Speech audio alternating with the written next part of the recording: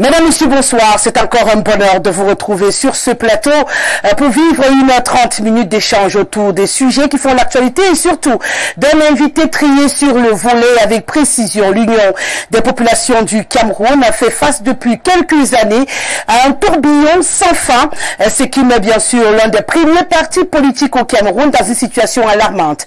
À quelques mois seulement de l'élection présidentielle au Cameroun, il s'avère plus que nécessaire de faire le point sur la situation de ce parti du crabe qui aujourd'hui peine à fonctionner de par quelques intrigues que nous essaierons de mettre à jour ce soir. Et pour pouvoir faire le tour de la question, nous avons décidé de consacrer cette émission au secrétaire général de l'UPC afin de lever quelques pans de voile sur des points obscurs qui permettent aujourd'hui encore à l'Union des populations du Cameroun d'être mal perçue par l'opinion nationale et par les leaders politiques dans l'ensemble du triangle national et même hors de nos frontières. Je vous propose donc de regarder le portrait de notre invité ce soir et nous nous retrouvons juste après pour l'échange très attendu. À vous la parole reçoit ce vendredi le secrétaire général de l'Union des populations du Cameroun, Sylvestre Lebel Nyek. Né le 9 août 1964 à Makak, il effectue ses études primaires à Makak et son secondaire plutôt tumultueux entre Ezika, Makak, Liberman et le lycée bilingue de Buea, où il obtient son baccalauréat série C en 1984. Son diplôme en poche, Sylvestre Lebel Nyek intègre l'université de Yaoundé, où il obtient une licence en sciences économiques, option analyse des politiques économiques, suivi de l'ESSEC de Douala, d'où il sort en 1990, nanti du diplôme d'études supérieures du commerce, option marketing. Ensuite, c'est l'envol pour Paris, où il fait des hautes études commerciales. Nanti de ses diplômes et de ses connaissances, Sylvestre Lebel Nyek intègre Bolloré Investment, où il gravit les échelons. Il démissionne en 2005 de la structure française pacifiquement et se consacre à son entreprise forestière. Entrepreneur intrépide et déterminé, Sylvestre Lebel met sur pied plusieurs structures avec plus ou moins de succès. Un cabinet d'études en intelligence financière, une entreprise de chasseurs de tête, 4S, Soudis et le NPCC New Power Plant Corporation. Dans le souci d'impacter encore plus la société et les citoyens, l'entrepreneur s'élance en politique en 1991 et rejoint l'Union des populations du Cameroun suite à son admiration pour le roi d'Ikaakwa. Volontaire et battant, il gravit vite les marches et devient en 1992 par la force des choses secrétaire général du mouvement des jeunes de l'UPC, poste qui lui vaut l'occasion de travailler aux côtés de Frédéric Kodok, l'une des figures emblématiques de l'Union des populations du Cameroun. La suite du parcours politique s'impose d'elle-même. Secrétaire général adjoint de l'UPC, maire de Makak en 2013. Aujourd'hui, secrétaire général de l'UPC. Sylvestre Lebel Nyek est marié et père de 4 enfants. C'est donc une personnalité résiliente et active que nous recevons ce soir. Bienvenue, monsieur le secrétaire général.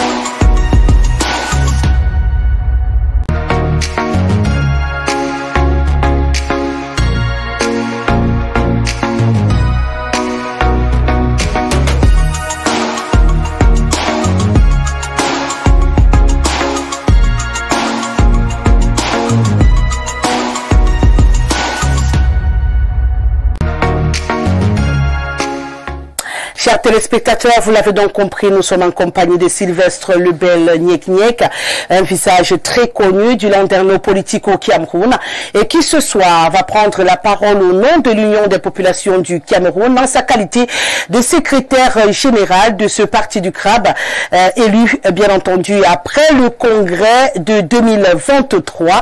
On aura l'opportunité ce soir de révisiter la trajectoire, le parcours ayant abouti à son élection, bien sûr en mettant en exergue dialogue. Les différents acteurs, notamment Bapolipo ou encore Baligenkot, qui ont également occupé ce poste de secrétaire général dans ce parti politique. Il est important ce soir de comprendre les contours ayant abouti bien sûr pour certains à leur exclusion du parti et pour d'autres à leur mise à l'écart. On va sûrement en parler de fond en comble. Permettez-moi de dire bonsoir à Sylvestre Lebel Nyek. Bonsoir SG, secrétaire général, non on dit communément SG pour être plus détendu. Merci d'avoir accepté notre invitation. Madame Guisséré, bonsoir et merci de me convier à cette émission. Je voudrais vous remercier pour votre intrépidité parce qu'il me revient que depuis quelques jours, vous avez reçu des menaces. Il y en a même qui demandaient que l'émission ne soit pas diffusée, qu'elle ne soit même pas produite. Je connais leur nom, mais j'en parlerai pas ici. Je voudrais quand même dire que c'est la preuve que dans la presse et les médias camerounais, il y a encore des gens qui croient en la vérité.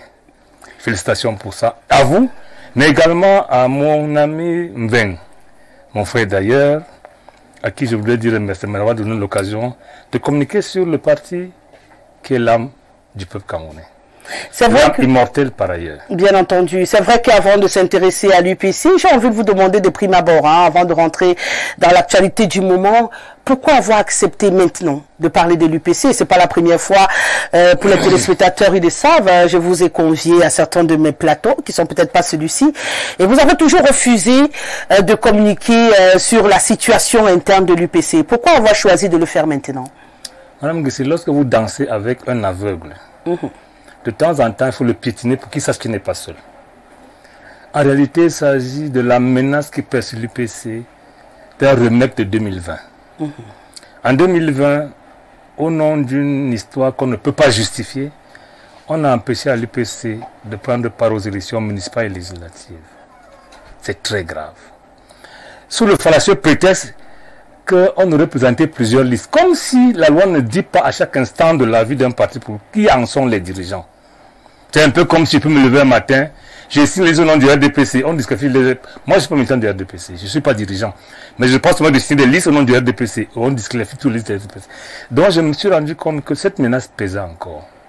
Et c'est pour ça que je me suis dit, il faut rassurer le peuple camerounais. C'est la première chose. La deuxième chose, c'est qu'à l'UPC, contrairement à ce que les gens pensent, ce n'est pas le secrétaire général qui dirige le parti. L'UPC s'appelle le comité directeur. Mais entre deux comités directeurs, il y a le bureau du comité. C'est lorsqu'il siège qu'il prend des décisions, des recommandations ou des résolutions que le porte-parole, le secrétaire général, prend la parole pour dire ce qu'on a dit en session du bureau du comité. C'est le cas aujourd'hui. Dans l'impression du secrétaire général suprême que tout le monde a parlant de l'UPC, pour vous, ça n'a plus droit de citer au sein de ce parti ou ça n'a jamais existé, c'est juste une impression? Ce n'est pas moi qui le dis. Il ne faut pas confondre le leadership brillant de Oumyobé au secrétaire général de l'UPC. C'est ça le problème. On a toujours eu l'impression que le secrétaire général, c'est la plaque tournante de l'UPC et que généralement le président est inexistant. Pas le contraire. Le secrétaire général est le coordinateur de l'exécutif du parti. Je n'ai pas dit chef, j'ai dit coordinateur de l'exécutif. Parce que le secrétariat rend bien compte. Je vous ai dit, la direction s'appelle comité directeur. Le CD est bien présidé. Et lorsque le secrétaire général rend compte au CD, ça veut dire quoi? On rend compte à qui? Au chef. Tout à fait. Le patron du secrétaire général s'appelle bien le comité directeur. Et comme tu le dis, il est présidé. Il n'y a pas de honte à dire que le président du bureau du comité directeur, le président de l'UPC, est bien le chef du parti. Ça n'enlève rien au secrétaire général, qui est, lui, le chef de l'exécutif. C'est comme ça que l'UPC est structuré. Évidemment, je sais que ce débat a causé beaucoup de tort à l'UPC. Et moi, j'ai la chance aujourd'hui de travailler avec une dame de valeur, ça il faut le dire, Madame Ndjé Rose, qui est présidente de l'UPC. C'est-à-dire, elle ne s'encombre pas de ça, heureusement moi non plus. Et c'est pour ça que bien que les gens l'appellent pour dire, et Vincent, faisons ceci, elle leur dit, moi j'ai trouvé quelqu'un qui me fait pas de secrétaire, j'ai quelque chose de particulier. Je suis un ouvrier du parti. C'est ça qui est important. Et c'est pour ça qu'il y a des gens qui me reprochent de passer sur des télés où on m'appelle maire. Seulement sans ajouter secrétaire général. Ah, ok. J'aime bien aller dire monsieur le maire quand je vous reçois. Alors je leur dis, pour moi, c'est pas important. La seule chose qu'on peut m'enlever, c'est ça.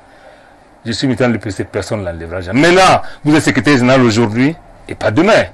Faut le dire. Maintenant, je voudrais finir en vous disant que lorsque Oumiobe était secrétaire général du parti, c'est d'ailleurs pas le premier, hein, il y a eu Bouli Léonard, il y a eu Liba Etienne, il y a eu des gens avant lui.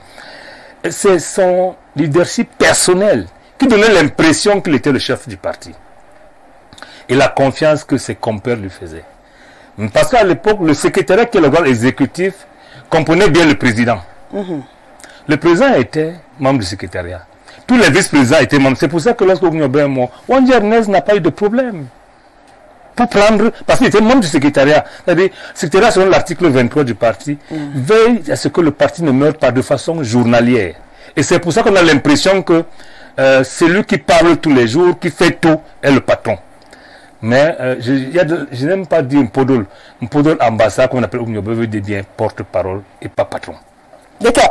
Moi, je ne me sens pas dans la peau du patron de l'UPC, je me sens dans la peau de l'ouvrier du parti qui travaille sous la coordination et le contrôle du comité directeur qui est présidé par Madame la Présidente Djéchi Rose. D'accord.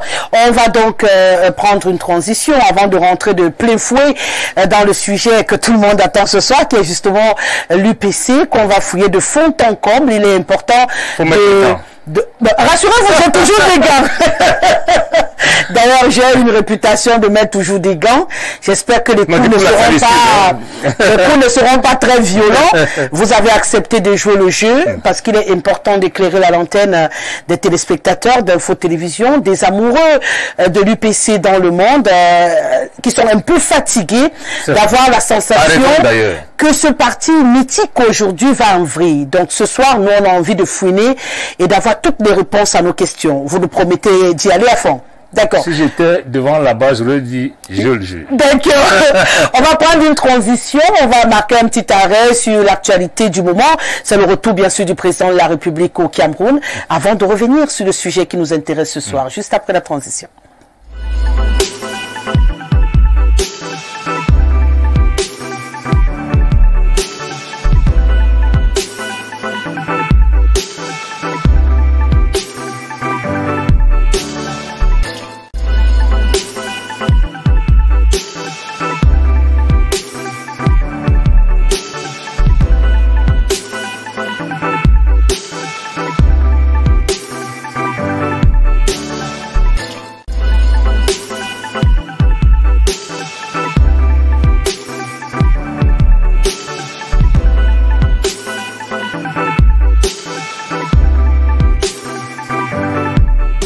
Voilà, vous êtes toujours sur Info Télévision, l'émission c'est à vous la parole. Ce soir, nous donnons la parole au secrétaire général de l'Union des populations du Cameroun, à Sylvestre Lebel Nyek.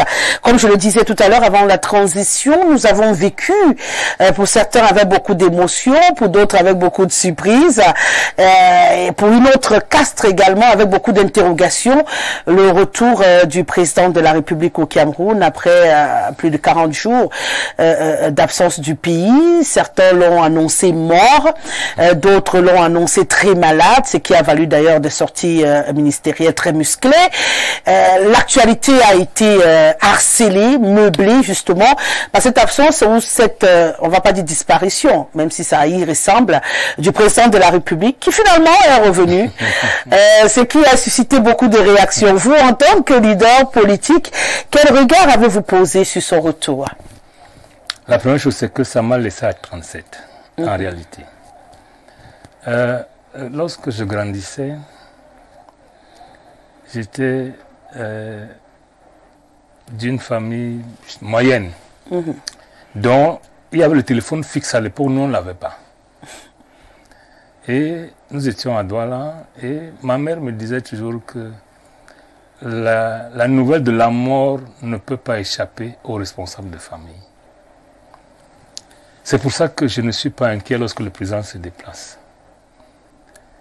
Mais j'ai été choqué par la communication que j'ai trouvée comme un concours de flagornerie du gouvernement. C'est-à-dire, ils se sont surpris à communiquer tous à la fois, 4 ministres à la fois, pour dire la même chose avec des interrogations. Mais au-delà de ça, il faut reconnaître que lorsque vous avez un chef d'État qui a cet âge que j'appelle l'âge de la grâce. Il faut le ménager. Je pense que le président qui est parti d'ici pour le chemin, je crois, Chine-Afrique, pour nous qui voyageons, vous vous rappelez que si vous partez d'ici pour la Chine, si vous ne faites pas d'escale pour dormir, si vous voyagez normalement, vous avez 48 heures, vous êtes hébété à cause du décalage horaire. Nous, on a notre âge, très loin derrière le président de la République. Lorsque quelqu'un a cet âge-là, je pense que c'est normal que... Moi, je me demande même pourquoi il fait tout ça. Pourquoi il voyage? Non, pas voyager. Voyager, c'est normal. Mais il doit aller au sommet Chine-Afrique, revenir au sommet, à l'Assemblée des Nations Unies, le Commonwealth, la francophonie. J'estime que c'est trop lui demander. C'est vraiment trop. Mais pour un président de la République, c'est logique aussi. Non, c'est logique, c'est compréhensible. Le président est un manager qui fait et où fait faire. C'est le principe. C'est pour ça que la Constitution donne le droit de donner la signature, confier la signature à quelqu'un. C'est ça le problème. Maintenant, ce qui a également gêné, c'est que le président a mis plus de temps que d'habitude, il faut le dire. C'est quelqu'un qui a toujours fait des efforts pour ne pas rester plus de 45 jours. Mais cette fois-ci, il en a mis, je crois, 48 ou 49. Ça nous a inquiétés. Mais, en ce qui me concerne personnellement, en son absence et vers la fin, nous avons une coupure d'énergie sur pratiquement 7 régions du Cameroun sur les 10. Je dois avouer qu'à moi, j'ai eu peur. Je me suis dit, mais attends, mon Dieu, qu'est-ce qui va se passer? Heureusement, une heure après, il y a une communication qui est venue rassurant. C'est vrai qu'elle était également une communication un peu tatillonne, il faut le dire. Ça, on vous dit un incident majeur. Sans précision. Sans précision. On aurait pu dire peut-être les pylônes sont tombés, qu'on aurait compris. Mais incident majeur, c'est comme si on cachait quelque chose. Évidemment, 3 heures plus tard, le courant est revenu par endroits. Ça nous a un peu inquiétés. Mais au-delà de ça, il y a la coordination gouvernementale qui, c'est vrai qu'elle n'a pas toujours brillé par l'exemple, mais qui, me semble-t-il, s'est exacerbée en son absence. Nous avons vu un ministre reprendre un autre sur les réseaux sociaux.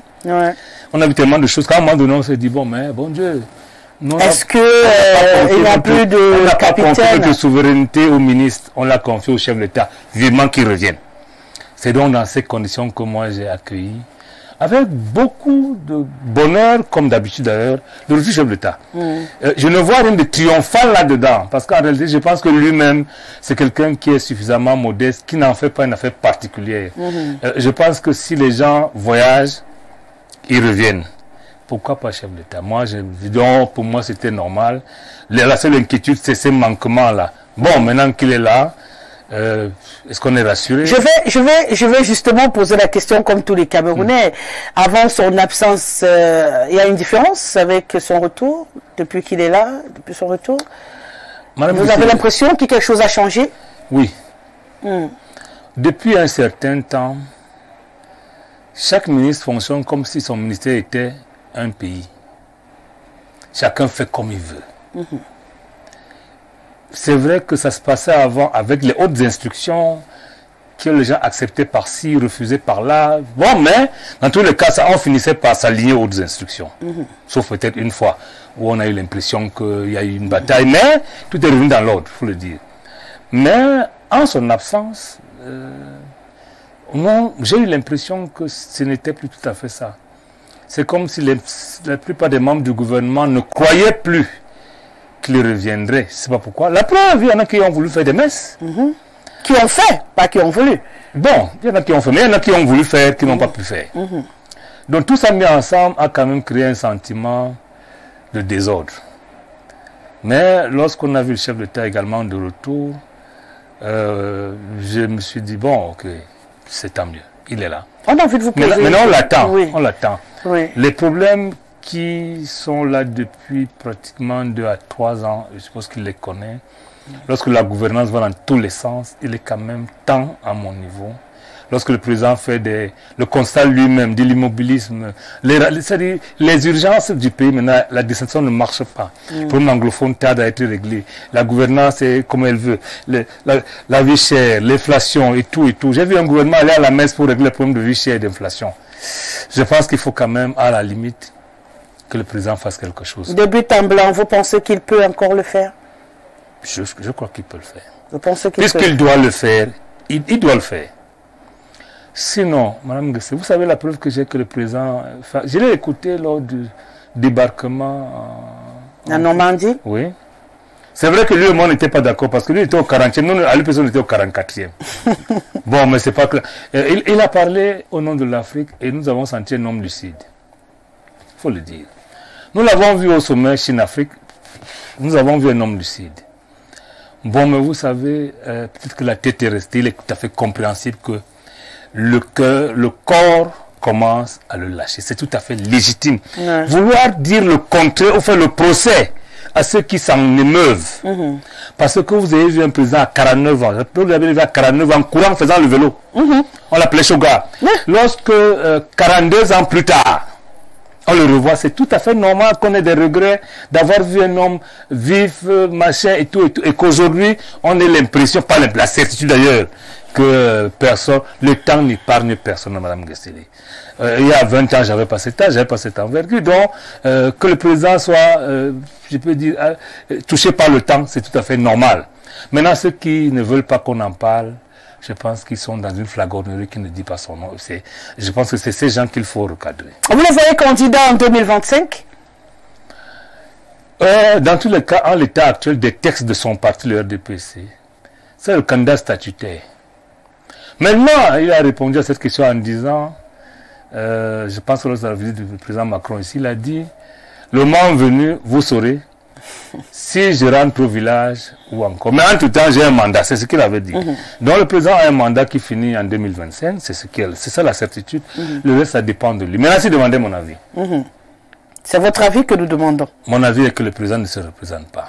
Parce que je pense que lorsqu'on a tout donné à son pays, qu'on l'ait bien fait selon certains et mal fait selon d'autres, à un moment donné, il faut savoir s'arrêter pour jouir de quelques jours qui restent de façon normale. 62 ans de service dans la haute administration, j'estime qu'il a donné, y compris ses tripes. Maintenant, peut-être qu'on attend de lui, parce que en réalité, les gens sont dans l'hypocrisie. Ils sont dans l'hypocrisie. Tout le monde vous dit, non, il n'y a que lui. Ils savent bien qu'ils mentent. Parce que là, lorsque vous regardez le rythme des documents de fonds publics, c'est les gens qui préparent la guerre. Ce n'est pas l'argent pour vivre. Un homme normal ne peut pas voler 10 milliards. Parce que c'est pour manger, construire et tout.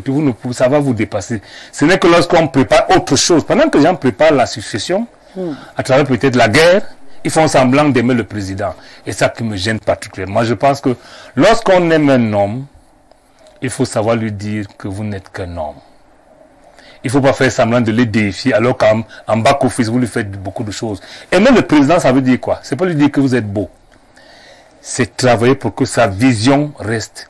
Travailler pour que sa vision survive à lui. Mais lorsqu'on fait le contraire, si on aime le président Biya, on ne détourne pas l'argent du Cameroun. Si on l'aime, on ne fait pas, ne va dans la corruption.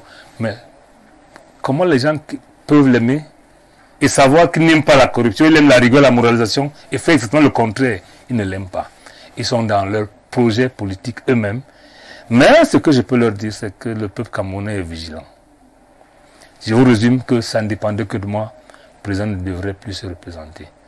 Et je pense que ce serait également l'occasion de laisser éclore les talents. Parce qu'il y en a, contrairement à ce qu'on peut penser. Le talent, je vais vous dire quelque chose.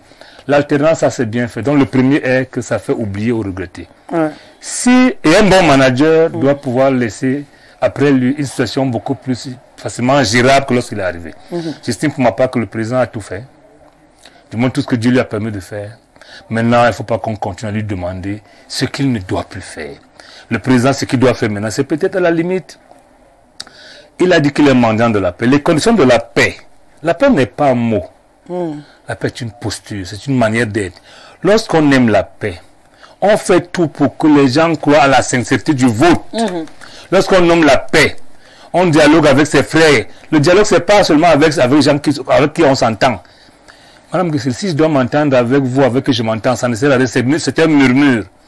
C'est ça la réalité. Le président, je pense qu'il est là, il doit régler ce nombre de problèmes que lui seul peut régler parce qu'il les connaît mieux que nous tous. Mais pour le reste, nous ne pouvons pas demander à un homme qui a tout donné, qui travaille depuis 62 ans, d'aller au front.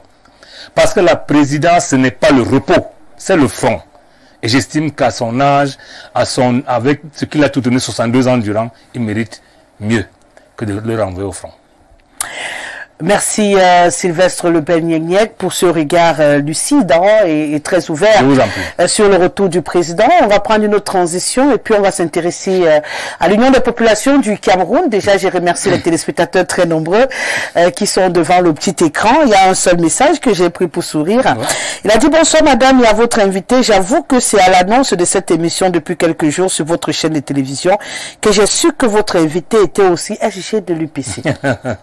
Maintenant, je veux savoir s'il est adoubé par l'État, quand on sait que le ministre de l'administration territoriale avait déjà nommé l'autre, qui est PCA quelque part.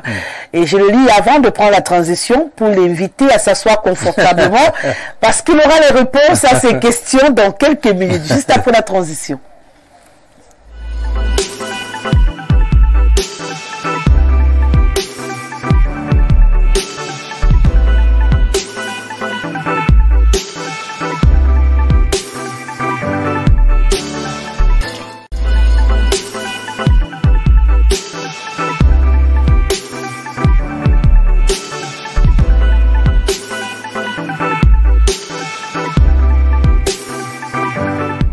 Alors Sylvestre Lebel-Niek, on le rappelle pour les téléspectateurs, vous êtes secrétaire général de l'Union des populations du Cameroun.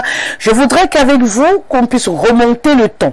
On va remonter le temps pour comprendre la situation de l'UPC, parce que beaucoup de Camerounais, que ce soit à l'intérieur ou à l'extérieur du pays, posent très souvent la même question. Même lorsque nous invitons, ou plutôt pour certains confrères, certains militants de l'UPC sur le plateau, on demande toujours: tu as de quelle tendance? Tout à fait. Non. Tendance tendance balayer le compte ou tendance... Donc du coup, la question reste d'actualité parce qu'il y en a qui n'ont pas de réponse claire jusqu'à ce jour. Alors si je vous demande, il y a combien d'UPC au Cameroun? C'est la première question. Il n'y a jamais eu qu'une seule UPC. Mais la différence entre l'UPC et les autres partis politiques, c'est qu'à l'origine, l'UPC est structuré comme un mouvement politique qui accepte en son sein des courants. Des courants sont l'expression de la démocratie au sein du même mouvement politique. Ça veut dire quoi exactement?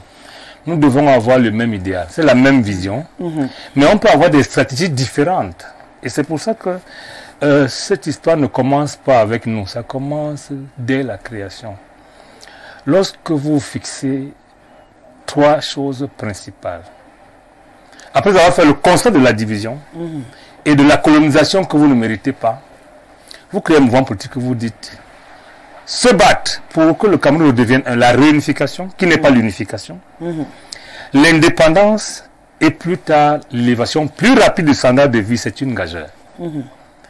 Pour le faire, vous devez vendre ce projet à tous les Camerounais et accepter les Camerounais tels qu'ils sont. Ça veut dire qu'ils sont d'accord sur les trois principes. Mais il y en a qui estiment que la réunification peut se négocier, l'indépendance est arme à la main. D'autres qui estiment que tout ça peut aller sur le plan didactique. Ça veut dire que le Cameroun a été mis sous mandat B. On doit revoir les accords de tutelle, poser le problème aux Nations Unies, et tout. C'est différent. Mais dans tous les cas, nous voulons tous à la réunification, l'indépendance et l'élévation, qui est le bien-être de tous les Camerounais. Et ça, c'est compréhensible. Et l'UPC a résumé ça en disant, c'est la lutte sur tous les fronts. C'est-à-dire que, à la réalité, et ceux qui sont des révolutionnaires, qui estiment qu'il faut tout casser, ils sont à l'UPC. Ceux qui estiment qu'il faut adresser la problématique de façon politique sont à l'UPC. Ceux qui estiment à un moment donné même qu'il faut jongler avec le pouvoir, négocier, ils sont à l'UPC. Voilà à peu près. Maintenant, à l'origine, c'était ça le problème.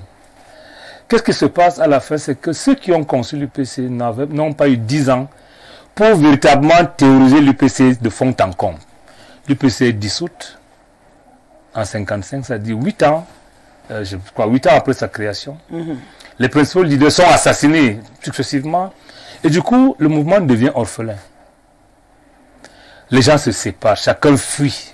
Et vous savez, il faut aller à la chasse, lorsque vous tirez sur un gros singe, les petits fuient. Il est possible qu'ils ne se retrouvent jamais. Ça a été ça. Et c'est pour ça qu'il y a eu un choc en 1955 qui a amené les UPC partout dans le monde. Il y en a qui sont allés en France, c'est l'Occident, il y en a qui sont allés en Chine, du moins, il y en a qui sont allés dans les pays de l'Est, et sont devenus à peu près ce que j'appelle des gens qui étaient secourus par le communisme politique. Et c'est Oumyobé qui répond à ça. Lorsque Oumyobé sort des Nations Unies en 1952, on lui pose la question à Paris. Quels sont les rapports entre l'UPC et le Parti communiste français? Parce qu'à l'époque, vous avez l'impérialisme qui est de droite, qui vous mate. Les seuls qui peuvent vous défendre, c'est malheureusement, ou heureusement pour certains, la gauche, qu'on confond rapidement au communisme. Il faut les diaboliser. Vous avez leur dit effectivement à cette date que c'est les rapports d'un homme qui se noie et qui n'a pas regardé la couleur de la main qui vient le sauver. Mandela va répondre à cette personne exactement la même chose.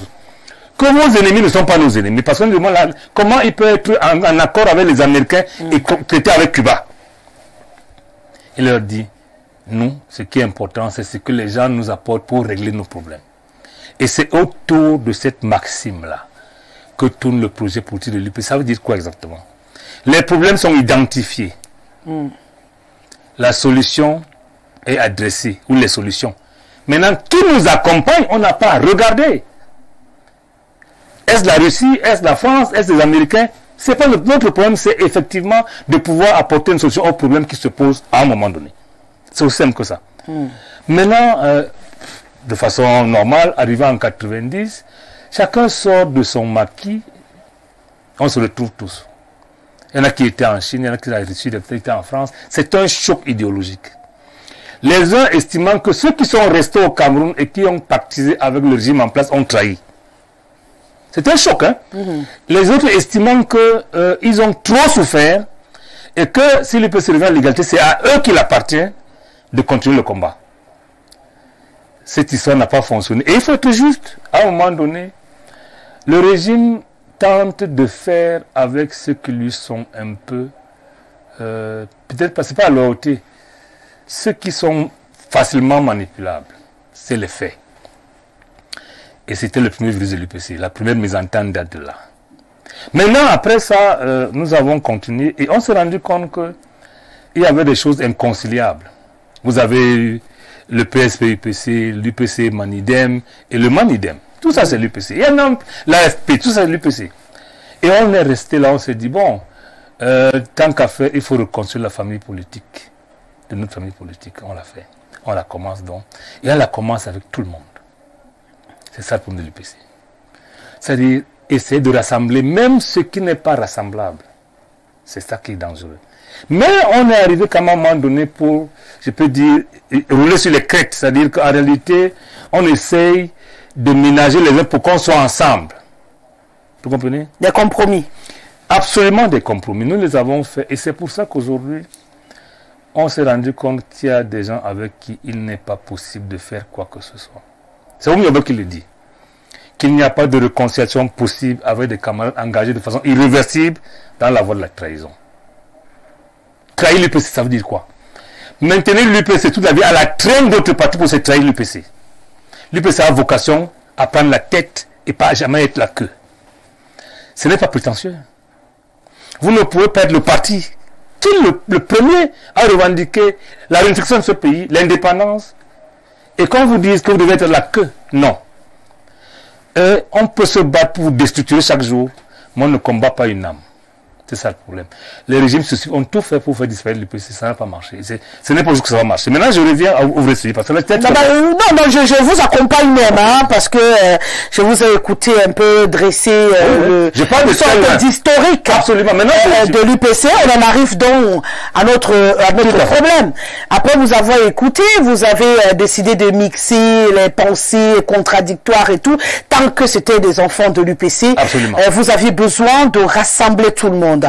Alors, d'où vient-il qu'aujourd'hui, on ait deux personnes en dehors de vous qui se revendiquent secrétaire général de l'Union des populations du Cameroun, notamment Bapolipo, qu'on ne présente plus, qui a d'ailleurs été député de la nation et qui occupe un poste de responsabilité dans le pays. Balaguel-Cote, également, qui est reconnu et qui est connu par beaucoup de Camerounais. et aujourd'hui qui continue de se revendiquer. Et ce qui pousse donc à se poser la question qui nous interpelle ce soir. Combien d'UPC, lorsqu'on a Bapo qui dit qu'il est secrétaire général de l'UPC, Balaguel Côte qui dit qu'il est secrétaire général de l'UPC, et aujourd'hui, Sylvestre Lebel Niek qui est secrétaire général de l'UPC. Si on doit se fier à ce tableau, on a 3 UPC. Donc il faut qu'on comprenne désormais pourquoi on doit accepter qu'il n'y a Je vous explique, Madame Gesselé. D'où vient le problème? Non, pour être d'où part le problème? Je vous ai donné d'où part le problème, mais je viens à ce qui s'est passé hier. En 2012, le gouvernement camerounais, dans sa manœuvre perpétuelle de perturber l'UPC, a autorisé 3 congrès du même parti en 2012. Il y a eu un congrès qui s'est tenu à Douala, un autre, 2 autres à Yaoundé. Ces congrès ont élu chacun bureau. Et je pense que par réminiscence, le ministre Sadi à l'époque s'est rendu compte qu'ils avaient très mal fait. Et a suggéré... Le ministre Sadi, il était alors Minat. Oui. D'accord. A suggéré à ces 3 bureaux vraiment de tout faire pour qu'on n'ait pas ce machin-là. Aller faire quelque chose. Allez vous entendre. Ils sont allés s'entendre et ils se sont partagés le Cameroun. Ils ont créé ce qu'on appelait à l'époque le comité provisoire. Voici le message de René Emmanuel Sadi relativement à ce comité provisoire. Le voici. Je vais lire ça. Il dit: le ministre de l'administration territoriale et de la décentralisation a l'honneur de faire connaître à l'opinion publique qu'il a présidé le mardi 2 juillet 2013 une réunion relative à la situation au sein de l'Union des populations du Cameroun UPC, à laquelle ont pris part les différentes tendances de ce parti politique. Les 3 à l'époque. La réunion organisée dans le souci de faciliter la recherche de solutions consensuelles visant à restaurer l'unité et la sérénité au sein de ce parti a servi de cadre à des échanges francs et construits ayant permis de déceler les causes profondes des dissensions actuelles. Au terme de la rencontre, le ministre de l'administration territoriale et de la décentralisation a exhorté les différents protagonistes 1. à former dans un délai de 7 jours un comité provisoire inclusif intégrant toutes les tendances, lequel sera chargé d'accorder des investitures aux listes de candidats consensuels de l'UPC aux élections législatives municipales du 30 septembre 2013. 2. À tenir ultérieurement un congrès unitaire du dit parti conformément au texte et aux dispositions pertinentes de leur statut. Voilà à peu près le communiqué. Voilà le dossier de 2013. Lorsqu'on finit... Donc, pour résumer, pendant que vous prenez l'autre document, pas besoin de en 2012, il y a eu 3 congrès. Il y a eu 3 congrès. Mais qui se sont mis ensemble pour devenir le comité provisoire. D'accord. J'ai été élu maire et député Sylvain Bapo-les-Portes grâce à ce comité provisoire, qui était composé de 6 personnes. Dr Sende, Lucas Basile, Wandi Bernard, Zoïne François, Bapo-les-Portes et quelqu'un que j'oublie là. C'était 6. Nous sommes allés aux élections. Je rappelle que le comité provisoire était la négation des 3 congrès. C'est-à-dire, vous ne pouvez pas à la fois être comité provisoire et rester chef de votre tendance. Donc il fallait se mettre ensemble, se mettre ensemble, dire que chacun a renoncé à son titre. Tout à fait. D'accord. Et c'est comme ça qu'on va aux élections, chacun avec des fortunes diverses. Et la deuxième chose à faire, qui est dans ce communiqué, c'est tenir un congrès. Lorsqu'il fallait tenir ce congrès, nous avons fait un comité directeur à Boumiébel, Madame Gesselé, où nous avons décidé d'organiser le congrès. Malheureusement, à l'époque, il restait 5 membres vivants parmi les 6 du comité provisoire. 4 sur les 5 ont convoqué le congrès. Je vous ai remis la déclaration de ce congrès. 4 sur les 5, Bapo-les-Portes a estimé qu'il ne venait pas. Ah oui, justement, j'ai le document. Voilà. On peut le voir au niveau de la signature. La sienne ne figure pas. Oui. Voilà. Il y a 4 personnes sur les 5 qui ont convoqué le congrès. Et le congrès s'est bien tenu. Après qu'il ait tenté de ne pas le faire tenir, il faut le dire également. Parce que c'est le document. Oui. D'accord. Voilà. Qui a 4 signatures sur les 5. Lui seul n'a pas signé. Ouais, justement, on voit le professeur Basile Lucas, le docteur Bernard Wandi, l'honorable docteur Pierre Sendé, l'honorable François Zoning, et justement, c'est l'honorable Bapo-les-Portes qui, voilà, justement, qui n'a pas signé. Lorsque nous sommes en démocratie, il ne faut pas être 5 et faire la loi seule face aux autres. Et c'est comme ça que nous sommes donc allés au congrès de 2014. La curiosité, c'est que ce congrès qui s'est tenu en 2014 a élu Lucas Basile et Onana Victor, Luka comme secrétaire général, Onana comme président. D'accord. Le ministre de l'époque a pris acte. Vous ne pouvez pas avoir un congrès qui s'est passé et vous prétendre encore d'un congrès précédent. D'ailleurs, certaines indiscrétions m'ont laissé entendre que Bapolipo a reconnu justement que le professeur Basile Luka était à ce moment-là secrétaire général de l'Union des populations du Cameroun. Donc je suppose que lui également, malgré qu'il n'avait pas signé, Madame Gesselé, il s'était incliné. Il n'appartenait pas à quelqu'un de reconnaître ou pas. C'était un engagement. Donc il s'était incliné comme tout le monde. Je ne sais pas si c'était incliné puisque après j'ai relevé. Lorsque le congrès est convoqué, qu'il se tient de façon légale, ça veut dire que Bapo à l'époque avait saisi le sous-préfet pour que le congrès ne se tienne pas. Il a même saisi le ministre Adi. Le ministre Adi, le courrier là, il avait répondu qu'au nom de du principe de la non-émission de l'administration dans les affaires de partis politiques, vraiment lui n'est plus là-dedans. Excusez-moi de marquer un arrêt. Oui. Il avait dit non-émission. Du principe, il y a un principe de l'administration dans les partis politiques. Absolument. Il doit pas. Qu'est-ce qui a changé entre cette date-là et ce que nous vivons aujourd'hui? Les hommes. D'accord. On va sûrement. La loi est restée la même, mais les hommes ont changé. D'accord. Donc, il y a un congrès en 2014 qui élit comme président Victor Onana et comme secrétaire général professeur Luka Basile. La prise à vous l'avez. Justement. Il y a un autre qui se tient également en 2017. C'est-à-dire qu'il y a un autre qui se tient en 2017. Qui est libre avec un copier secrétaire général, et maintenant Abiba Issa, épouse de Mbedi, c'est présidente. Ouais. Lui aussi a une prise d'acte du Minat. Comment se fait-il que deux congrès se passent et toi tu restes président, secrétaire général de ton congrès qui s'est fondu dans le comité provisoire? On fait comment? Le mandat à l'UPC maximum c'est 3 ans. Comment peut-on être secrétaire général du même parti sans faire un congrès pendant 12 ans? Il faut quand même qu'on soit sérieux. Mais là où le bas blesse, c'est que chaque fois que l'honorable Bapolipo, qui est par ailleurs mon frère et mon ami, a voulu ne pas faire tenir, c'est parti pour un congrès, il n'a pas usé de voie légale ni de règlement interne de droit. Il a usé du fait qu'il est dans l'alliance. Avec le RDPC. Comme c'est l'alliance et qu'il défend le président de la République, il ne faut pas que ce congrès se tienne. Malheureusement, en République, je pense que l'alliance n'est pas une prescription, c'est une simple option. L'alliance n'est pas une prescription. Et l'impression qu'on a, c'est que les hommes qui sont arrivés nouvellement estiment qu'ils ne tolèrent l'UPC que lorsqu'ils soutiennent le régime. Et là, je leur dis, l'un des congrès de 2012 avait dénoncé cette alliance en présence d'Amadou Adjuli. C'est Amadou qui est décédé. Tellement elle est en vie. Lorsqu'on prend la raison que l'alliance a été dénoncée, c'est devant le représentant du RDPC de l'époque. Parce que nous avons tiré les conclusions entre ce qui s'est passé, ce que l'UPC était avant cette alliance, et ce que l'UPC est devenu. Et même Kodok à l'époque, rappelez-vous, en 2011, a bien fait un dossier pour être candidat aux élections présidentielles. Comment pouvait-il être candidat aux présidentielles alors qu'il est dans l'alliance? Il y en a d'aucuns parmi eux qui ont jugé qu'ils avaient cru en la vision du président qui après ne s'est plus avéré, c'est ce à quoi ils avaient cru. Et il fallait reculer parce que les alliances peuvent se délier. L'alliance n'est pas l'alignement. L'alliance, ça veut dire qu'il y a ce que nous appelons à l'UPC le programme patriotique minimum. C'est le principe.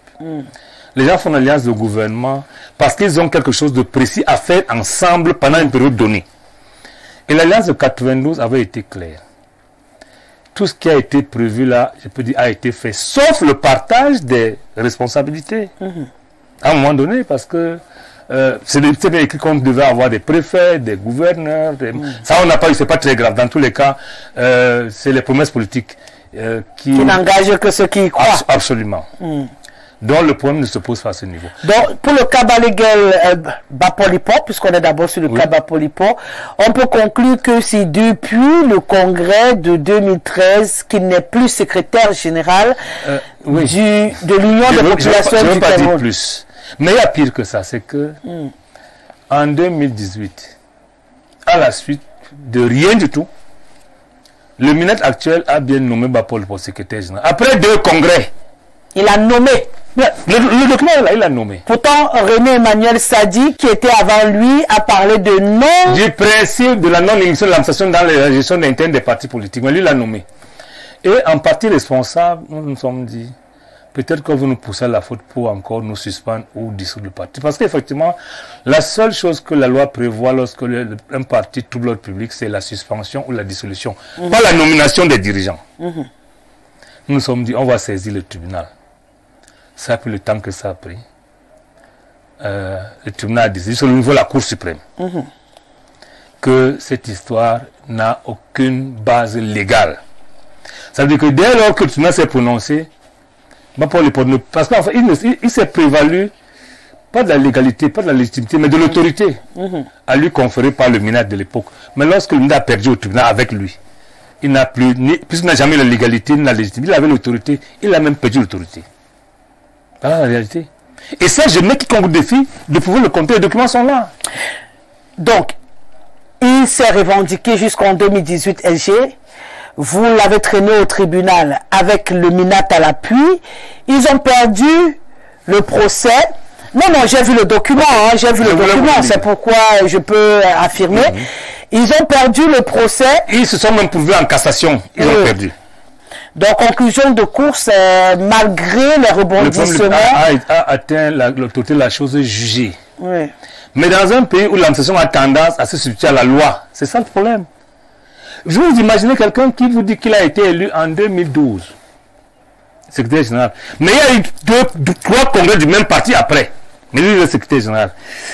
Et malheureusement, il utilise ces multiples... Comment je vais appeler ça? Relations? Non, pas relation. Je parle pas de ça. C'est le trafic d'influence. C'est-à-dire, en réalité, c'est comme la dernière fois.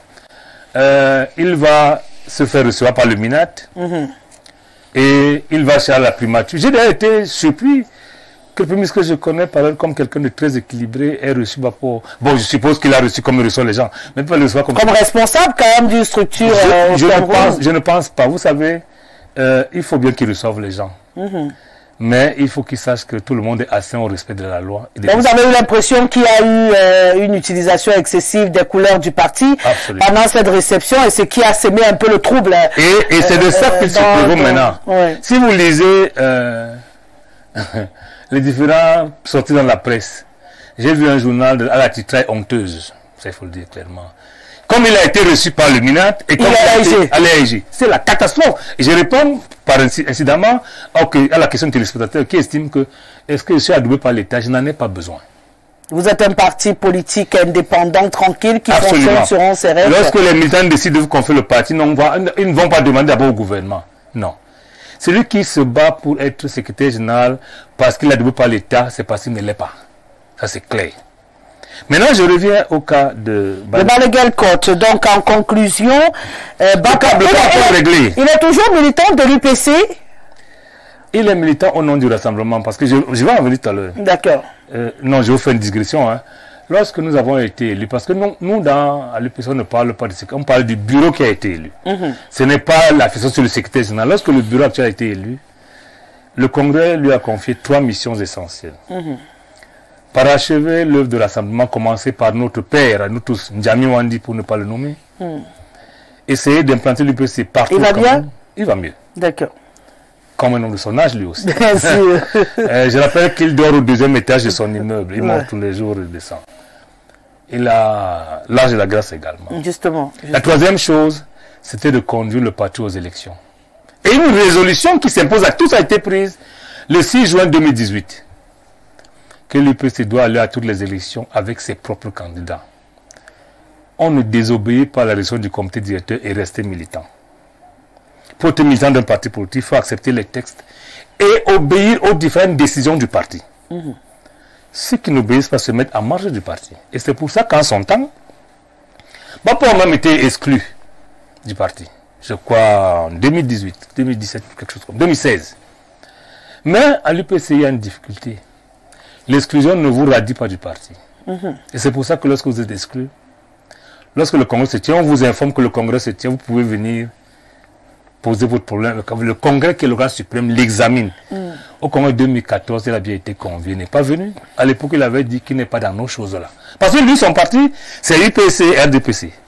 Ça ne peut pas marcher. Ça ne peut pas marcher. Vous ne pouvez pas être chef d'un parti politique et l'aliéner dans un autre, sur la base de rien. Je ne peux pas croire que c'est à cause de strapontin de poste PC. Je ne peux pas croire à ça parce que, de mon point de vue, il mérite mieux que ça. Pour le travail qu'il fait pour la... Peut-être c'est vous qui le pensez, peut-être lui pas. Non, lorsque vous choisissez de trahir votre parti, c'est le suicide. Et c'est pour que votre travail doit vous donner mieux qu'un poste de PCA. Madame Gesselé, le travail qu'il fait où il sait qu'il ne peut plus rassembler les UPCistes. Pour un poste de PSA, j'estime que c'est trop peu lui donner. Il y en a qui n'ont rien fait, qui sont ministres. Enfin, pas autant que lui. Donc le réponse, c'est pas là-bas. Arrive dans le Congrès de 2017. Balaguel a le privilège d'avoir été élu comme personne l'a été avant lui. Le vote était démocratique, il a été élu. Balaguel Côte. Absolument, c'est lui, de façon claire. Habib Aïssa également. Mais à l'issue de leur mandat, c'est-à-dire ils ont été élus en 2017, le mandat prend fin en 2020. C'est pour ça qu'en comité directeur, nous décidons de mettre sur pied la commission d'organisation du Congrès, parce que vous ne pouvez pas être juge et parti. Le secrétaire général en poste, le président en poste ne peut pas organiser le Congrès. Je vous donne la résolution du comité directeur qu'il a signé, désignant le président Onana comme président de l'organisation. Victor Onana, d'ailleurs, je l'ai reçu à plusieurs reprises sur mes plateaux de débat. Je saute pour arriver à Est-ce qu'il faisait cette procédure? Les travaux ont été faits et le 4 septembre 2021, 7 jours avant le Congrès, on s'est réunis à aider un comité directeur d'évaluation. Et nous avons constaté que nous n'étions pas prêts. Je vous ai également donné la résolution signée de tout le monde, sauf Balaguel, qui reportait Sinédi. Parce que, à 7 jours du Congrès, les sections n'avaient pas encore désigné leur délégué au Congrès. Je rappelle qu'au Congrès, l'UPC, ce n'est pas la foule. On peut faire un Congrès avec 200 personnes parce qu'ils représentent effectivement les sections installées à ce moment précis. Vous comprenez? On n'a pas d'argent, on n'est pas prêt. Du moins, le comité reporte le Congrès. Malheureusement, 7 jours plus tard, nous découvrons que Balaguel a fait son congrès. Évidemment, on aurait pu être tenté d'aller mettre la pagaille, mais les UPC sont plus sérieux que ça. Nous avons encore choisi la voie de la justice. Et nous avons fait suspendre les effets de ce congrès. Ça veut dire que ceux qui ont été élus à ce congrès savent qu'ils ne le sont plus parce que les autres congrès ont été suspendus. Ils se sont même pourvus en sursis à exécution. Ils ont perdu. Donc ça également, c'est fini. C'est clair. Et c'est pour ça que lorsque vous lisez l'arrêt de l'ECAM, lorsqu'on était au sénatoriat, Balaguel a bien investi les candidats et l'ECAM a dit défaut de qualité, rejet pour défaut de qualité, en mettant en référence l'arrêt que je vous ai donné d'ailleurs. Donc ce problème ne se pose pas. Et comme il a été suspendu, parce que dans tous les cas, lorsque tu te mets en marche du parti, on t'abandonne. Il a été suspendu et la commission a continué son travail. Cette commission a donc tenu le congrès les 7 et 8 octobre 2023 au foyer Bandoun. Vous avez ce document. Je l'ai. De ce congrès, un bureau a été élu. Vous avez le bureau. Mais justement, je vais prendre juste la partie aidée par ma réalisation. Les candidatures au poste de secrétaire général, il y en avait 3 qui avaient été enregistrées, à savoir Luca Basile, qui est toujours là, Lebel Sylvestre et puis Paul Bissou. Voilà. Et toujours dans à la présidence ou au poste de président, des conditions, voilà, au poste de président, on avait 2 candidatures, au cas Pierre Claver et Madame Dié Rose. Voilà. Au terme donc des élections, parlant de la proclamation des résultats qu'on peut avoir en direct, pour le poste de secrétaire général, vous avez remporté devant Bissot Paul avec 14 voix contre 8 pour lui parce qu'il est arrivé 2e, Luca Basile 3e avec 4 voix, pour un total de 26 voix. Idem au niveau de la présidence, Madame Ndié Rose a gagné avec 21 voix contre 3 pour le cas Pierre Claver. Il y a eu des abstentions de ce côté-là, 2 voix de personnes qui n'ont pas voté. Donc voilà, ça c'est pour ce qui justifie le poste que vous occupez aujourd'hui. Maintenant, je vais vous dire quelque chose. Habituellement à l'UPC, depuis 1991, on n'élit que le président et le secrétaire général. Oui, je l'ai constaté dans le document. Non, on a élu tout le monde. Et on s'est rendu compte que les dérives liées au fait que le secrétaire général, la présidente ou le président désigne leurs membres du bureau et viennent faire approuver par le comité directeur, vassaliser un peu les gens. Nous nous sommes dit, on va élargir la base électorale. On a choisi 40 délégués au départ qui allaient former le bureau. Donc ces 40 délégués, c'est eux, c'est donc les questions. On a voulu élargir, au lieu que 2 personnes forment le bureau, on a dit 40 personnes vont le faire. C'est une décision de souveraineté du Congrès. Donc voilà à peu près. Maintenant, je ne peux pas continuer à comprendre comment des gens... C'est vrai que je manque d'envie de dire quand même le poste de secrétaire national à la communication, hein, le Sénacom, parce que ça fait aussi parler. Bien sûr. Il y avait 3 candidatures à Fanacris, Nunga Maurice Baudelaire et Soros Serge Simon, j'espère que j'ai bien prononcé. Et bien entendu, le candidat gagnant du secrétaire national, non, oui, à la communication, premier vice-président, déclaré élu secrétaire national à la communication, Nunga Maurice Baudelaire. On en voit qui passe quand même sur le plateau et qui... je peux vous rappeler que Nunga Maurice Baudelaire est très percuté en matière de communication. Non, je veux dire qu'on a d'autres personnes qui se revendiquent responsables de la communication de l'Union des populations du Cameroun chaque jour. Nous sommes dans une posture où des gens ne savent pas quitter les choses, même quand les choses les ont quittées. S'accroche? Malheureusement, dans rien. Dans rien. Tout le monde sait que vous ne pouvez pas céder plus de pouvoir que vous n'en avez. Lorsque vous avez un mandat de 3 ans, vous ne pouvez pas être en poste à la 5e alors qu'un congrès s'est tenu. Vous pouvez ne pas être d'accord, mais les faits sont têtus. Donc voilà la réalité. Je pense qu'aujourd'hui, nous avons décidé de communiquer pour une simple raison. C'est que l'UPC a choisi de se réconcilier avec le peuple camerounais. Le peuple camerounais ne le connaissait plus à la traîne d'autres partis politiques. La chance qu'on a... En fait, il ne le retrouvait même plus, parce que dans cette blogueur ne savait plus où vous trouvez. Et la chance que nous avons eue, et qui sauve l'UPC à la fin, c'est que les 2 secrétaires généraux que j'appelle sans qualité ont choisi de tout faire sauf l'UPC.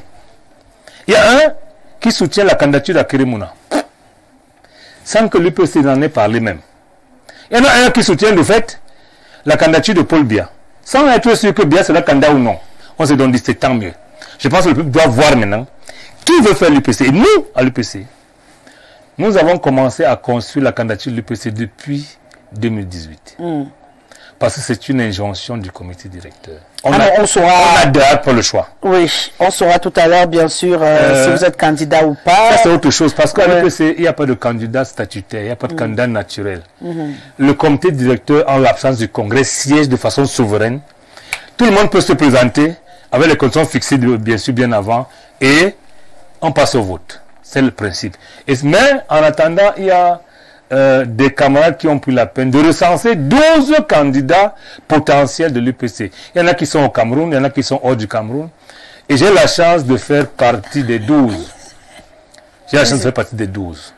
C'est-à-dire, on a les proto-candidats, je peux vous en citer. Professeur Bahebek, moi, Pekwa, Henri Tekwe, Rosendeche, Dr Yaknye. On est 12 à peu près. On estime que sa liste n'est pas fermée, il y en a qui vont encore venir. Mais la particularité, c'est que le bureau qui a siégé le 19 passé a remis l'UPC entre les mains du peuple camerounais. Madame Gessel, suivez-moi très bien. Je suis avec vous. Le bureau a remis l'UPC entre les mains du peuple camerounais. C'est-à-dire que, vous savez qu'il y a un débat qu'il ne faut pas élaguer facilement. Hein. On estime qu'une communauté a confisqué l'UPC. Ah oui, les Bassa. Bon, on estime. Est-ce que c'est vrai? Est-ce que c'est faux? C'est pas moi qui le dis, hein, je le dis à haute voix pour qu'on soit clair. On prend les avis de l'opinion. L'opinion dit qu'il y en a qui ont essayé de caporaliser l'UPC en disant que c'est le parti des Bassa au Cameroun. C'est un construit d'abord colonial et un construit post-colonial. Je vous prends un exemple. Est-ce que pour être président de la section de l'UPC de Moura, vous avez besoin de nous? Des Bassa, non. Et c'est pour ça que pour régler ce problème, nous avons dit que les Camerounais, les patriotes camerounais, s'accaparent de leur parti et fassent leur liste. La direction ne va faire que signer. Vous comprenez ça? C'est-à-dire que ceux qui sont à Moulumbu à l'heure actuelle, qui sont des UPCistes dans l'âme, font leur liste là-bas au municipal législatif, on ne veut pas savoir, peuvent envoyer le candidat à la présidence de la République. Nous n'avons pas à choisir les gens à la place des militants et la place du peuple camerounais. C'est la particularité. Ça permet de régler définitivement ce problème. Parce que la réalité, les Bassa sont sur 3 ou 4 régions. Le Cameroun en compte 10. Les Bassa sont au centre, au littoral, au sud-ouest et au sud. Mais la présidente de l'UPC est bien du sud. Ça, on n'en parle pas assez. Vous savez pourquoi? Parce que tout le monde se focalise sur le poste de secrétaire général. Non, au-delà du poste de secrétaire général, on a remarqué que beaucoup qui prennent les devants et qui font beaucoup. Non, disons que ceux qui font du bruit. Oui, justement, ceux qui font du bruit, très souvent... parce qu'ils se revendiquent... ont tendance à donner l'impression que Omniobé était une propriété et que ça s'est enchaîné au sein de l'UPC. Il y en a qui ont oublié Omniobé qui parle de Kodok. Quelqu'un vous dit qu'il est le successeur de Kodok, sans avoir été quand il était malade, sans avoir été là, il est mort, sans avoir son enterrement. C'est la réalité des faits. Cet héritier testamentaire ne savent pas où enterrer Kodok. Alors qu'est-ce qu'on doit retenir? L'UPC n'appartient pas au Bassa, au Cameroun? D'abord, l'UPC n'appartient à aucune personne. C'est le seul parti qui est la propriété de tous les Camerounais. C'est le seul parti que tout le monde critique par amour. Vous savez, les gens qui critiquent l'UPC, quelquefois ne sont pas militants. Mais comme l'UPCisme n'est pas simplement la carte, c'est une manière d'être, une manière de penser, une manière de faire. Il y a plus d'UPCistes en dehors du cadre légal de l'UPC qu'à l'intérieur. Et c'est à cela que moi je m'adresse en leur disant, les gens ont fait un construit.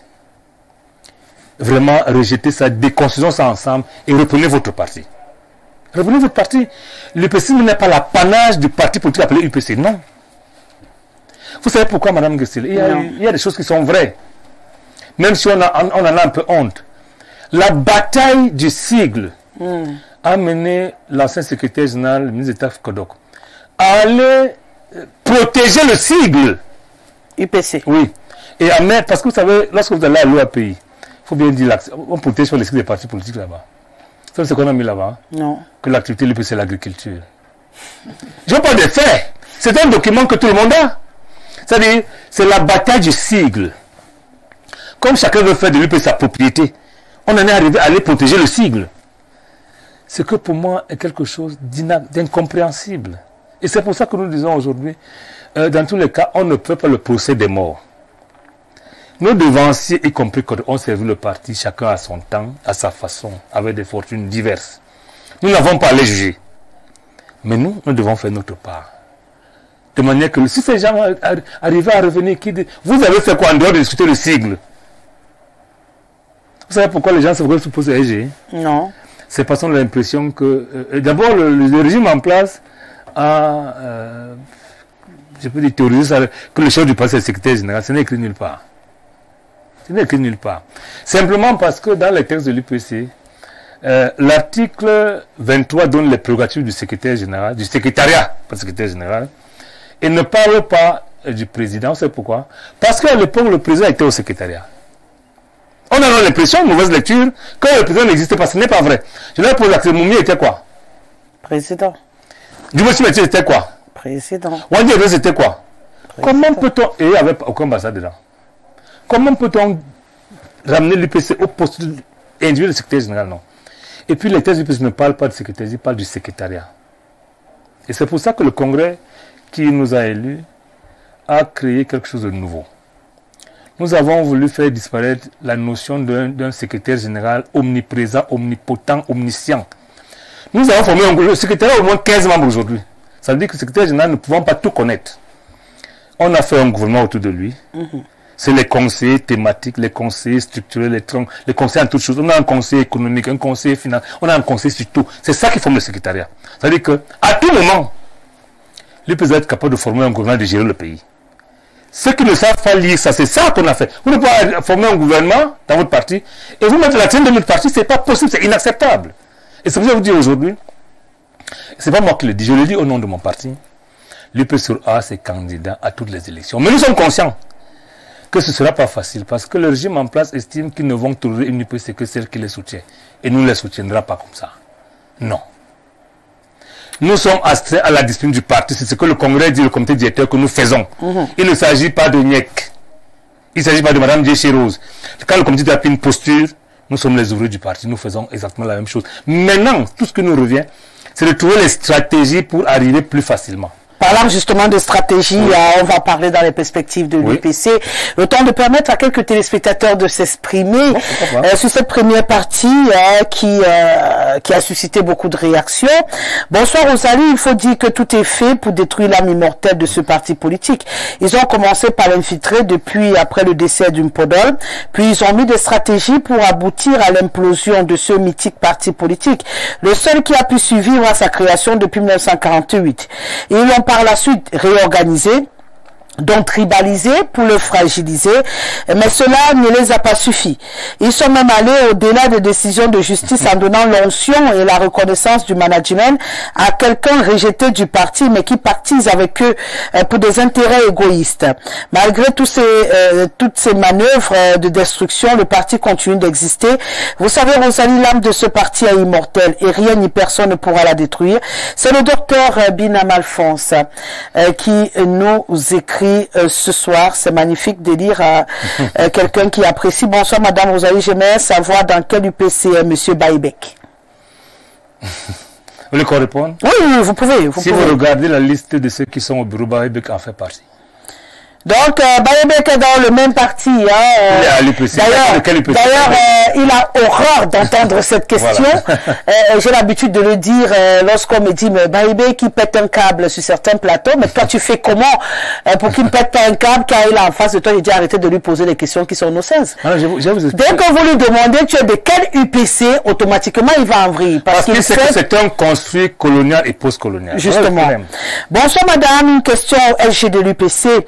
Pour nous les sympathisants, est-ce que ce parti ne court pas le risque d'être écarté aux prochaines consultations électorales? Y a-t-il une médiation en vue pour approcher les SG existants autour d'une table? Nous avons remarqué que l'âme immortelle du peuple continue à être traînée dans la boue. C'est Papa Lamba depuis Messamena. Mais je pense qu'entre le moment où il a envoyé ce message... Et maintenant, le temps s'est un peu écoulé. Je pense qu'il a écouté vos explications, mais vous pouvez... Je vais revenir pour qu'il comprenne mieux. Je peux? Oui, allez-y. Madame Dessely, je vous ai dit que le Congrès nous a instruit 3 choses. Continuer le rassemblement, installer l'UPC partout et amener l'UPC aux élections. Dans le cadre du rassemblement, nous rencontrons tout le monde. Pendant ces 3 derniers mois, j'en parle parce que c'est vrai, j'ai rencontré particulièrement l'honorable Paul Lipote à son bureau, au moins 10 fois, pour parler du rassemblement. Pour lui dire, malgré tout, nous devons éviter à notre parti la honte de 2020. On était d'accord sur le principe. Mais pour lui, les EG, c'est ça qui nous sépare. Mais les EG, pourquoi? Juste pour aller au RDPC. Pas pour défendre l'idéologie de l'UPC. Si vous lisez ses correspondants, lorsqu'il veut faire interdire de venir l'UPC, il fait allusion au RDPC. Vous lisez ça partout. Je peux vous lire, je prends un exemple. Lorsqu'il saisit le ministre de l'administration territoriale, le 2 juin 2015, relance sur la notification des actes du 6e congrès ordinaire de l'UPC, tenu du 29 au 30 juin 2012, alors qu'un congrès s'est déjà tenu. Monsieur le ministre, au terme du 6e congrès ordinaire de l'UPC, tenu le 29 et 30, une direction légale et légitime a été élue et le vote a porté ma modeste personne au poste de secrétaire général de l'UPC. Prenant en considération la gestion du testament politique de ce corps, j'ai relancé l'alliance UPC-RDPC. Ça ne tient que sur l'alliance. Donc vous avez l'impression que c'est un problème de gombo, comme on dit communément. Je vais être un problème de positionnement, c'est plus clair comme ça. Dans tous les cas, on se comprend. D'accord. Moi, je me serais attendu que Bapo parle du statut des statuts de l'UPC, des règlements qui lui permettent de parler. Il vous dit, il parle de l'alliance. Et ce n'est que ça partout. Et c'est ça qui a gâté l'UPC. La lettre 92 que moi j'ai lue, que j'ai partagée à un moment donné, parce que moi j'assume ce que j'ai fait. En 92, j'étais le secrétaire administratif de l'UPC qui se confondait au particulier de Kodoka. Je peux vous dire que si Kodoka a prononcé 10 discours, j'ai fait l'ébauche des 10. Il était très intelligent, c'est-à-dire, il vous parlait, vous n'avez, c'était trop facile. Les résolutions de tous les comités d'études, c'est moi qui les écrivais. Je sais de quoi je parle. Cette alliance, à un moment donné, était une réaction au fait que les gens arrivent et veulent tuer l'UPC. C'est arrivé parce que lorsqu'on était dans la coordination des partis politiques, On nous a dit que Dika a rencontré le président Paul Biya. Et c'était le crime. On nous a promis les photos et on ne les a jamais jusqu'à aujourd'hui. On a su l'UPC la coordination seulement pour ça, pour cette faute information. Et en réaction, l'UPC tant qu'a fait, ça ne va plus marcher comme ça. D'accord. Et on s'est rendu compte que le climat était vraiment délétère à l'époque. Pour nous, à l'UPC, entre l'UPC et le Cameroun passe avant. Et cette alliance était compréhensible, mais mal gérée, il faut le dire. Mal inspirée, mal gérée, mais fondamentalement, ça a permis, même si on n'est pas tout à fait d'accord avec tout le contenu, de transformer les maquisards d'hier en héros nationaux. Même si c'est seulement ça. C'est pour que ça dise quelque chose. Maintenant, la suite n'ayant pas suivi, permettez-moi la tautologie, cette alliance a été dénoncée depuis 2012 et on n'en parle pas. Mais l'UPC ne peut pas se soumettre à quelqu'un qui n'a pour seul programme politique que l'alliance. C'est pas possible. Je tiens à remercier chaleureusement le secrétaire général Nyek Nyek Sylvestre pour nous avoir édifié sur les différents congrès. La JDC Douala deuxième adhère pleinement à son idéologie qui rejoint celle du professeur Baïbek et de monsieur Pekwa Éclador, à savoir que l'UPC présentera un candidat UPCiste à toutes les élections. Soyez sereins, l'UPC aura son propre candidat. Nous louons également son humilité à rappeler que l'UPC appartient à tous les Camerounais et non à une seule tribu ou à une seule personne. Moi, jeune citoyen camerounais, je suis UPCiste. Cordialement, c'est Mankin Brice, président de JDC Douala deuxième. De la jeunesse de Bonsoir Madame Rosalie. C'est l'organe des jeunes de l'UPC. Ah d'accord. La pire des choses qu'on a faites dans ce pays, Madame Gesseli. Lorsqu'on a dissous l'UPC en 55, on a dissous les mouvements en est qui étaient la JDC et l'UDFEC pour les femmes. Mais on a permis, on s'est autorisé à créer un parti pour ce qu'on appelle JDC. Ah d'accord. Mais vous ne pouvez pas imaginer, c'est la catastrophe. C'est là où je dis, vous ne pouvez pas, le président Biya, il parle des pères fondateurs. Il remercie ceux qui... Mais son gouvernement fait exactement le contraire. Évidemment, pas le gouvernement, hein. Pas tout le gouvernement. Je voulais citer l'exemple de Patriot Sadi, Emmanuel, qui a quand même dit que le principe légal, c'est comme si tu ne mets pas de la gestion quotidienne des partis politiques. Aujourd'hui, ce n'est pas le cas. Alors Sylvestre, on va se prendre juste une légère transition et on revient se projeter sur demain. L'avenir avec l'UPC, c'est quoi au Cameroun? C'est juste après cette légère transition.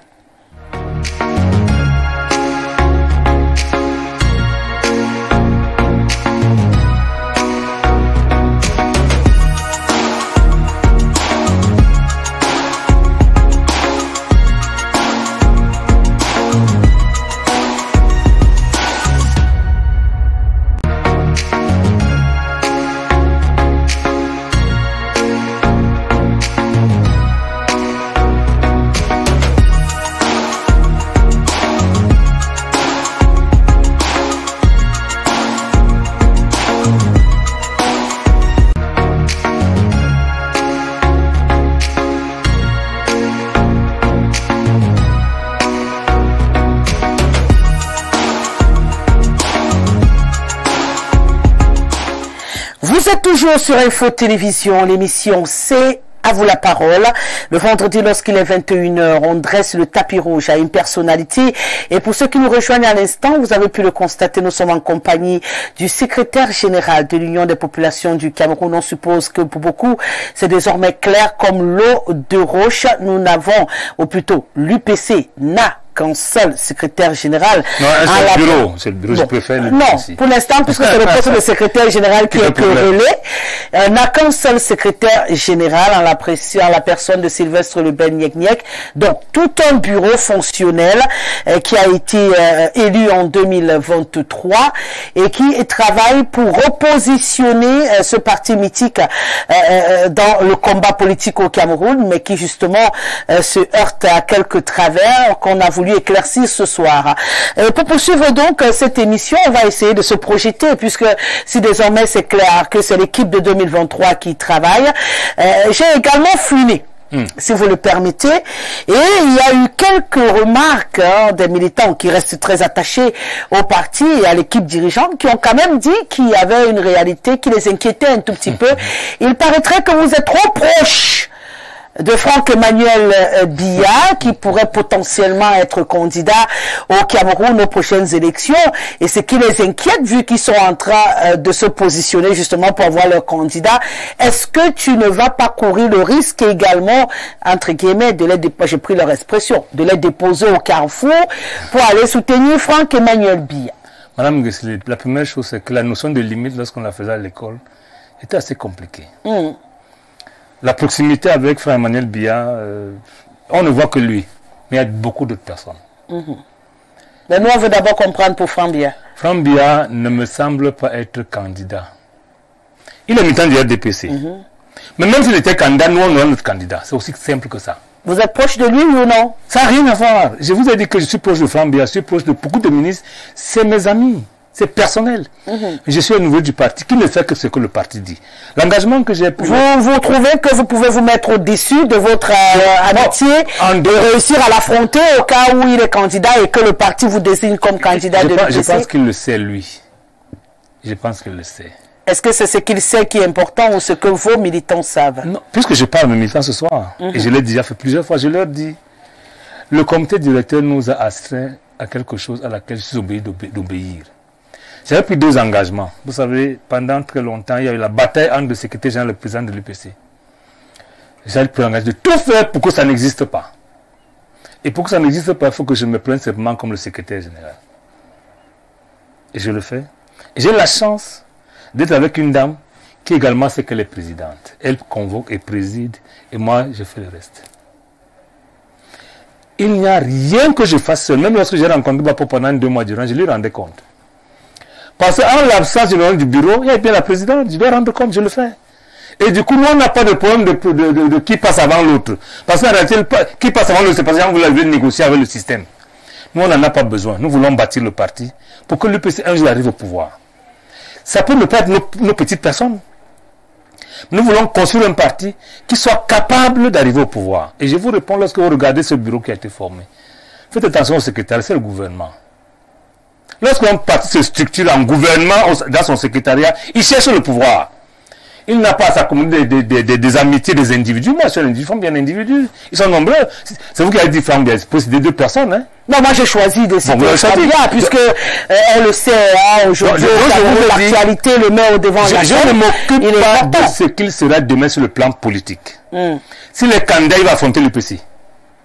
On doit comprendre que l'UPC sera en course pour 2025? Absolument. Absolument. Même il faut dire ça en quelle langue? Je vous dis que le comité nous a astreint à ça. Ce n'est pas moi qui choisis. Et moi, je suis déjà élu sur la base des textes de l'UPC. Comment vais-je me débiner? Et vous, je veux dire quelque chose. Hein. Le président Ali Bongo du Gabon était également mon ami à l'époque. Hein? Oui. Je suis pas allé le voir pendant qu'il était président. On ne parle pas à ça. Il y a beaucoup d'UPCistes au sein du gouvernement. Ils ne sont pas militants, mais ils sont UPCistes. L'UPC est une manière de faire. Ils sont mes amis. Mais quand il y a des élections, ils savent qu'on s'affronte. Vous savez bien qu'à Makak, je suis l'ami des gars du RDPC, non? Non, on va aux élections, on s'affronte.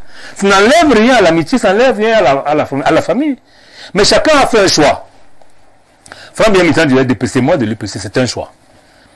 Le jour que j'aurai marre de rester à l'UPC, je vais partir pour aller ailleurs. Mais j'ai la chance de n'avoir pas connu notre parti politique. Je n'entends pas à mon âge changer. C'est très difficile. Rassurez-vous que je me battrai pour que l'UPC se batte pour avoir son candidat et l'amener le plus... Parce que je rappelle que lorsque le candidat de l'UPC sera désigné, si c'est moi, c'est tant mieux. Je serai avec mon équipe, mais ce n'est pas moi. Je serai le directeur de la campagne. Et je m'en fous de qui sera devant nous. On doit se battre pour bâtir une UPC conquérante. Une UPC qui a le tracteur et qui n'est pas la remorque. Il faut que ce soit clairement dit. Et dans le landerneau politique aujourd'hui au Cameroun, vous essayez de sortir de la tête de l'eau des petits remous que nous venons d'aborder. Vous vous dites que l'UPC a une chance?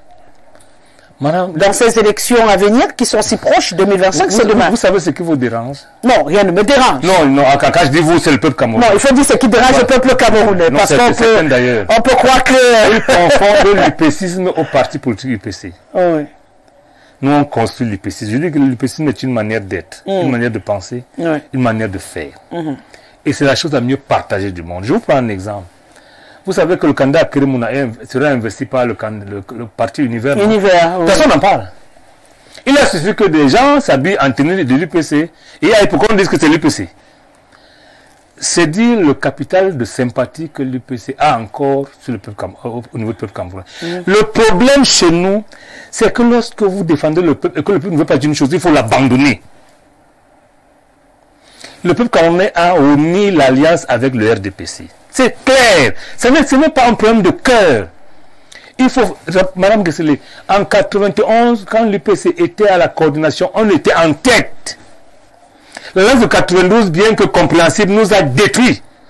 Et comment vais-je faire pour continuer à soutenir quelque chose qui a détruit mon parti? Je fais comment? Même si par ailleurs, il y a des amis là-bas. Je rappelle, posez la même question à mes amis de là-bas. Est-ce qu'ils ont pitié de moi quand on va aux élections?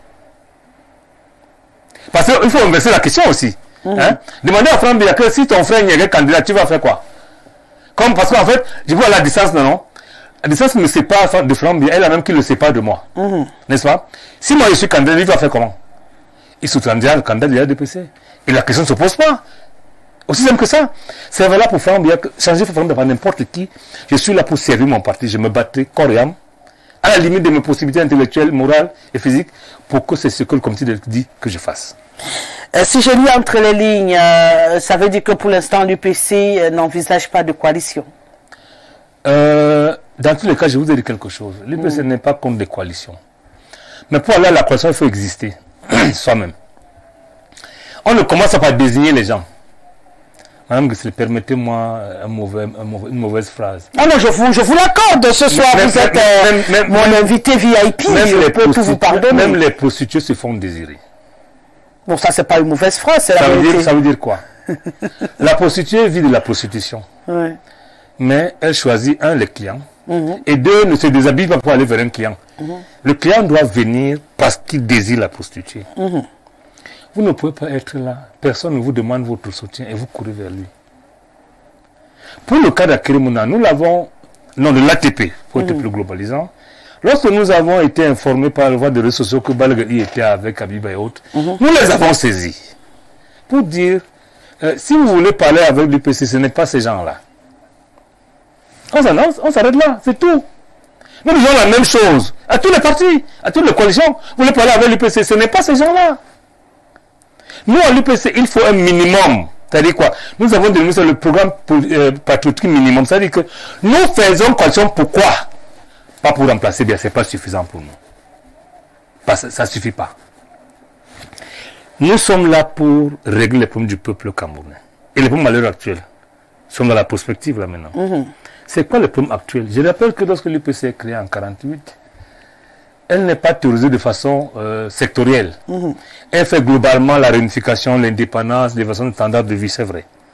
Évidemment, aujourd'hui, le rôle que nous avons, et qui se décline dans le secrétariat, c'est de sortir, le projet politique est resté le même, hein, parce que dans tous les cas, si on avait fini la réunification, on n'aurait pas le problème anglophone.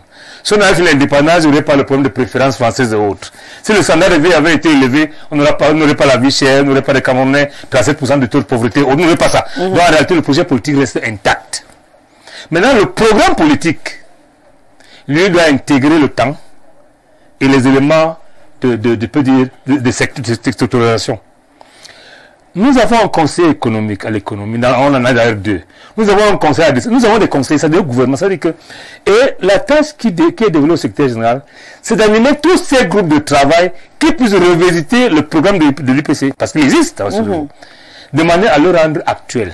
Je rappelle, on ne pouvait pas faire le programme maintenant sans tenir compte de la conjoncture, qui est la décentralisation que nous avons acceptée, mais qui ne marche pas, parce que l'administration dépasse la loi.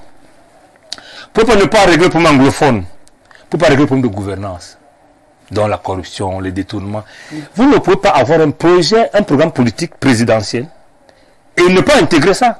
Et nous avons construit depuis un moment des groupes de travail qui travaillent, permettez-moi de reprendre ça comme ça, à mettre sur pied des programmes sectoriels de manière que demain, s'il y a une élection, l'UPC, sa politique de défense, sa politique d'affaires étrangères, sa politique de diplomatie, sa politique économique, sa politique agricole et tout ça. C'est ça que nous faisons en ce moment.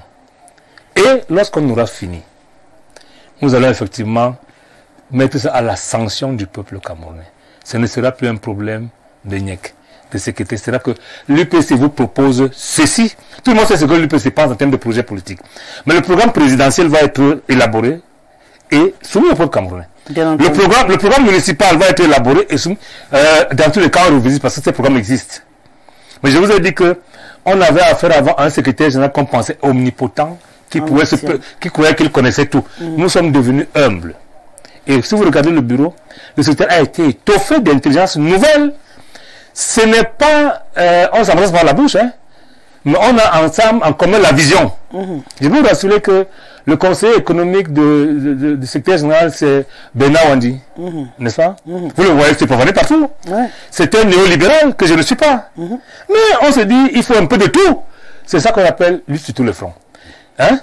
Il y a un conseiller, Franklin Nyaki, je peux le citer autant, Mahadona, nous avons des gens qui ont travaillé et qui savent de quoi ils parlent. Je vais vous dire, le SND 30 a été rédigé en partie par les UPCistes. Je n'ai pas dit par l'UPC, pas les UPCistes. Je pousse plus loin. Le SDF, c'est-à-dire, chaque fois que l'UPC a été coincé, parce que par la coalition, hein, nous n'en faisons pas de l'UPC une particularité particulière. Si l'UPC est bloqué, vous savez qui a créé le SDF? Non. C'est les UPCistes. Jean-Michel Tekam, Ndetoumaza. Et c'est bien l'UPC qui a transporté le projet pour remettre à Keremouna. Pour remettre à son frère Bernard Mouna. Pour arriver chez Fundi. C'est les UPCistes. C'est eux qui a créé le RDPC en réalité. Si vous lisez la création de RDPC, vous allez trouver que Singapour qui était un UPCiste. Donc en réalité, l'UPC ne se focalise pas sur sa petite personnalité juridique. Nous sommes le peuple camerounais. On ne fait que ce que le peuple veut. Maintenant, je vous ai dit qu'on ne va pas s'allier aux gens pour manger et pour boire. Et là, je partage avec mon ami Barbe qui dit, pour entrer en politique, il faut d'abord être capable de manger 2 ou 3 fois par jour avant d'aller en politique. Ceux qui disent pour le secrétaire général veulent manger. Il vaut mieux manger le mitumba, mais 2 ou 3 fois par jour, que de ne rien manger et vouloir seulement manger le saumon. Voilà le problème. Les gens qui discutent le secrétaire général de l'UPC sans qualité, le font soit par frustration, et je prends un exemple, lorsqu'on vous promet, vous savez, le RDPC a quelque chose de particulier, il promet tout à tout le monde. Moi je leur demande souvent, est-ce que vous avez donné d'abord à tout votre personnel politique? Hein? On vous dit allez écouter, on a dit à un secrétaire général parmi les deux là, je ne citais pas le nom, d'aller écouter la radio. Pour attendre sa nomination. Il a écouté la radio pendant pratiquement 4 ans, ce n'est pas venu, il est entré à la rébellion, il dit qu'il est devenu opposant radical. C'est des frustrations personnelles. Hein? Donc, à la limite, on se dit, c'est le moment que l'UPC puisse se réconcilier avec le peuple camerounais. Même si on va perdre, on perdra avec le peuple. D'accord. Mais si on avait le peuple, on ne perdra pas. D'accord. Parce que pour nous, gagner, c'est quoi? Tant que le programme UPC sera mis en œuvre, même par notre parti politique, c'est votre victoire. Et que le peuple camerounais est satisfait, c'est notre victoire. Mais la meilleure façon, c'est que c'est celui qui a théorisé qui puisse implémenter. Absolument. Bonsoir madame, je suis UPCiste dans l'âme depuis 1968. Comment m'insérer dans l'UPC et l'installer définitivement dans mon arrondissement de Meyo-Messi? C'est Desblaz qui nous pose la question ce soir. Bonsoir madame, bravo SG de l'UPC, on sent en ce monsieur l'intérêt général. Il est bienveillant et franchement je pense qu'il porte les gemmes de la paix, de la construction nationale et du bien-être des autres. Il aime l'être humain. C'est un très bon exemple qui représente bien l'idéologie des vrais UPCistes sur la trajectoire de Oumiobe. Excellente émission ce soir. Je peux en lire comme ça, hein, Monsieur Niek. Malheureusement, les belles choses ont une fin, ça court. Bonsoir Madame Rosalie, belle émission ce soir. Monsieur le secrétaire général nous a édifié. Mon salut particulier à Monsieur le secrétaire général, c'est Sa Majesté Robert Mbila depuis l'Assemblée nationale qui vous salue. Bonsoir Rosalie, nous ne comprenons pas l'alliance de Bapo et le RDPC, car ce monsieur-là ne rapporte rien au RDPC et même dans l'UPC. Ici dans son village à Matombe, on ne parle plus de RDPC. C'est Bibou Jean-Claude qui nous écrit depuis Matombe. C'était juste pour prendre quelques exemples de messages. J'aimerais bien répondre à tous les Camerounais que savoir comment installer l'UPC chez eux. Oui, oui, vous pouvez. C'est une recommandation du bureau qui a saisi le 19. Vraiment, à tout moment, vous pouvez donner mon numéro à tout le monde. Ouais. Mais ça ne Non, dépend pas. vous pouvez donner, hein, puisque je ne pourrais pas répondre à chacun, si vous n'avez pas peur d'être harcelé. Non, mais oh là là. Donc vous pouvez donner votre numéro, c'est votre numéro à penser. Mon numéro, c'est le call box de l'UPC. 6 97 49 46 00. 6 97 49 46 00. Maintenant, ce n'est pas ça qui est important. C'est faire son UPC à Méo-Messi. On viendra lui rendre visite. Mais mon numéro, c'est juste pour lui donner le moment venu, les textes de l'UPC. Mais comme il est dans l'âme, le devoir que nous aurons le moment venu, c'est de lui rendre visite et de lui dire merci pour ce qu'il fait pour le parti. Nous avons dit que le peuple camerounais se réapproprie son UPC, son parti politique, son âme immortelle, et qu'il en fasse ce qu'il veut. Nous autres ne sommes que des ouvriers. Merci Monsieur Sylvestre Lebel Niek Niek de nous avoir éclairé. Je l'ai annoncé qu'au sortir de cette émission, on sera édifié. Je pense qu'aux réactions des téléspectateurs, la mission a été accomplie. Avant de se quitter, on va vous permettre de regarder cette caméra comme à l'habituel et de profiter d'une minute pour passer votre message aux téléspectateurs qui vous regardent. Bien. Je voudrais parler à 3 catégories de personnes. D'abord aux UPCistes, pour leur dire de ne pas faire attention aux sirènes de destruction de leur parti, de croire en l'avenir, de savoir que quelle que soit la durée de la nuit, le jour finit par apparaître. L'administration camerounaise va se battre contre l'UPC, c'est elle qui va se fatiguer. Nous sommes des combattants, on va continuer la bataille jusqu'au bout. La deuxième chose, à ceux qui pensent que l'UPC est réservé à une tasse ou une communauté, je vais faire le démenti formel ce soir pour leur dire, appropriez votre parti, faites vos listes quand vous voulez, le reste ne nous appartient pas. C'est vous qui êtes l'UPC, nous ne sommes que vos ouvriers. La troisième personne à laquelle je m'adresse, c'est le président de la République Paul Biya. Pour lui dire, monsieur le président de la République, vous ne pouvez pas dans votre parti dire qu'il n'y a pas de dauphinat et accepter que quelqu'un soit, comment on appelle ça, quoi, testamentaire. Et puis je m'adresse également au Premier ministre en disant que je considère qu'il s'est trompé de bonne foi. Il a reçu des gens qui n'ont pas qualité. Mais il peut le recevoir à notre titre. Lorsqu'il aura besoin de recevoir l'UPC, d'abord, nous, on va le demander aux gens pour lui expliquer ça. Parce que il a le devoir d'aller lui expliquer comme ça.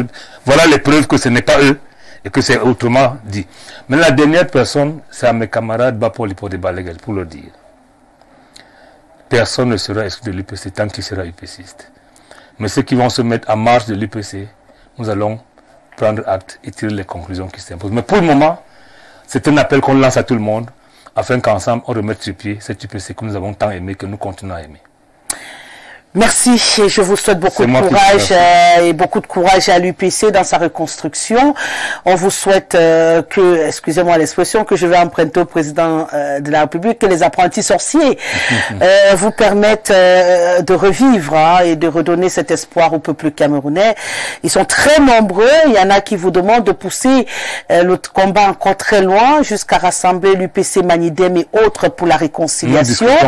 Ils sont très nombreux à écrire, en nous citant tous les UPC, c'est pour dire qu'ils sont tous fidèles devant le petit écran ce soir. Il y en a qui disent que vous leur redonnez espoir de quelque chose de nouveau et on souhaite que ça se passe bien. Je vais vous dire rendez-vous pendant la période électorale parce que si peut-être à Dieu, je serai là. Et comme l'UPC ira aux élections, nous serons donc là.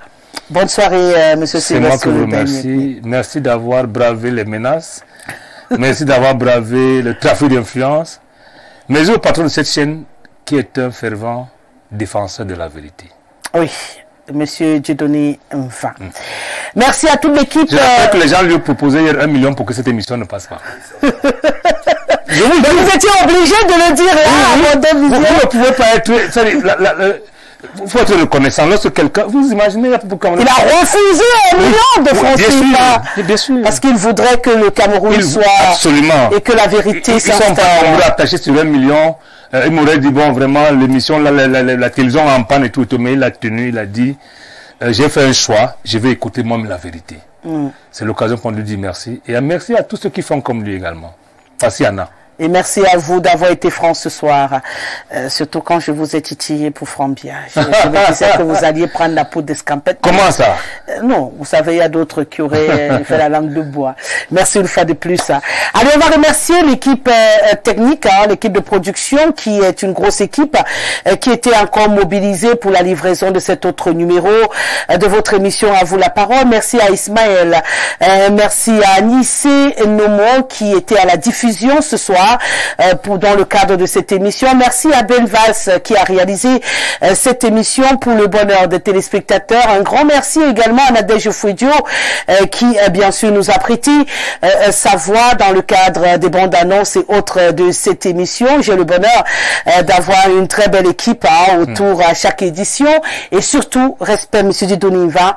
Merci d'être la machine tournante de cette émission et de cette chaîne de télévision.